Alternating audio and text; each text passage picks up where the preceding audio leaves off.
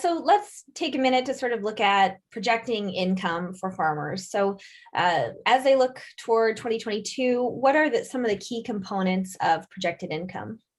Yeah, the key components that we're going to look at is mainly the crop insurance information. So most operations have an average yield or an APH that they look at for crop insurance purposes.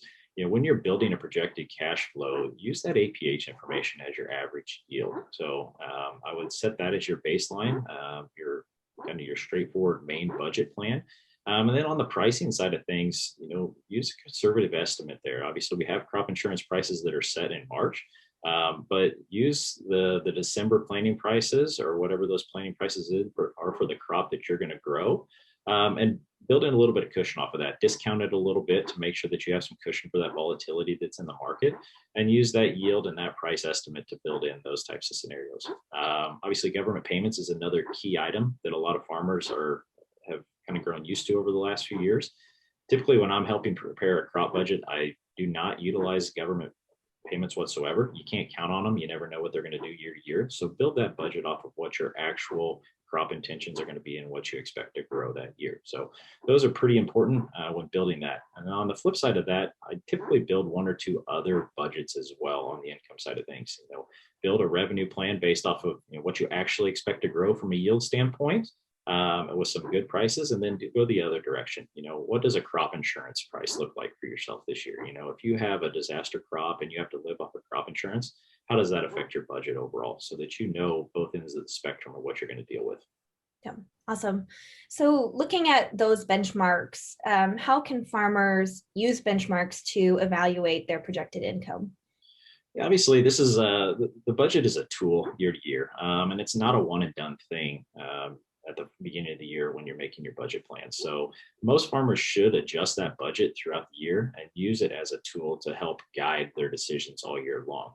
Mainly their marketing decisions, that's an important item for them, or their other purchasing decisions. If they have the ability to prepay, how does that look like compared to last year? What were those prices last year? How did that fit into their budget? And how did it affect their budget overall from a break-even standpoint on their crop? So utilizing that all year long, and then looking at it from year to year. When you did your budget last year and versus this year, what are those comparisons? What was your break-even difference? Where did you spend more last year than you plan to spend this year? So using that historical information going forward is just going to help you be a sharper operation. Awesome. So as far as this is sort of a fun question to wrap up this segment, but what steps can I take and what steps can farmers take to improve their 2022 income?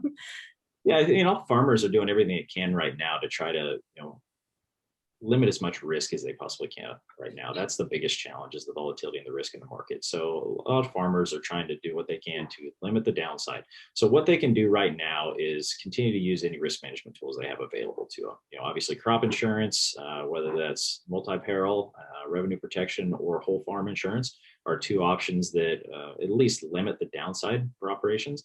Also working with a team of advisors, whether that's your agronomic advisors, your crop insurance agent, your lender or banker, any financial advisors that you utilize, in addition to your marketing advisor. So it takes a team to run a farming operation right now, and especially in the volatile times that we're in right now.